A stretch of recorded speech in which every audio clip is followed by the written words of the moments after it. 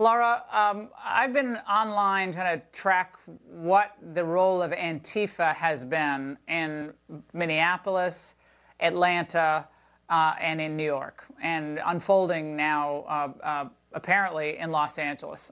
What can you tell us about how they might be mucking things up and making these things very, very unstable?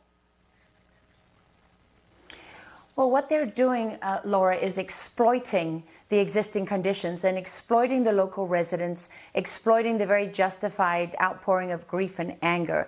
They specialize in masking themselves behind genuine protesters and exploiting these opportunities to agitate and destroy. These are professional antagonizers, right? They've been trained. They have manuals in how to do this with their tactics, their techniques, and their procedures. And if you look at them in the crowd, you can start to pick them out because they're very different to the rest of the protesters. They typically wear black, all dressed in black, not always. They have different levels in the hierarchical structure. But you'll see the ones, especially that are in this subculture of real professional antagonists and instigators. And they wear all in black. They often have equipment on their backs. They'll have gas masks that aren't the typical gas masks. Those are the expensive ones. They'll have SDLR cameras, which cost thousands and thousands of dollars that the average protester doesn't have. They'll have communications equipment like radios with military-grade antennas. You'll see they have earpieces in their ears. There are repeaters on top of vehicles.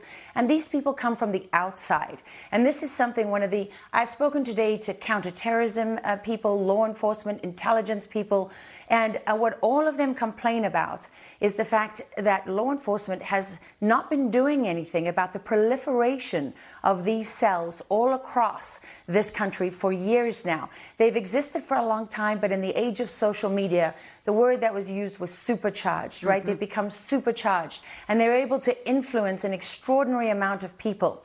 So you don't need a lot of them. You have them, and you have these professional agitators. They use and exploit the people around them. And what's happened in Minneapolis that's really interesting to people who study these groups is a confluence of Black Lives Matter and Antifa, because ironically, you know, they make it all about the racial divide and this terrible racist injustice. But Antifa is mostly white. And they don't really care. They don't care about uniting the U.S. They don't care about getting rid of racism.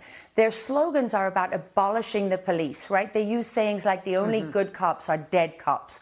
So they're not looking to reform the system or fix the system or anything like that. You've got a black police chief in Minnesota, right? You've got many other black officials. They don't want to support those people. Those black people are not on their agenda. It's the people who can be exploited. Because when Minneapolis is burned to the ground in any other city, like Ferguson, they move on. And who's left holding the baby, right? Who's left with the destruction? Who's poorer? The people, because their the cities and their businesses have been burned down and destroyed. Right. Yes. Well, the citizens that they say they care about. Which they don't. It's about creating anarchy and taking down the whole American system. They think America is a corrupt, awful, horrid, rotten and regime place. change. Yeah, oh yeah, it's all part of of the... And what they're doing is they're provoking the police. Yes, provoking the police, provoking the National Guard. They want a replay of Kent State. And one thing I've seen is lots of people complaining about the police allowing the police station to be burned to the ground. What Antifa wanted was the police to defend that building and to fight with them and capture those images of the evil policeman with his weapons, attacking the innocent civilian. And they denied them that opportunity. That was very strategic and in many ways very smart. But what they have to do now is map those cell phone networks, map the finances, follow the money, Laura, as always. Yeah, Laura, we got to hold you.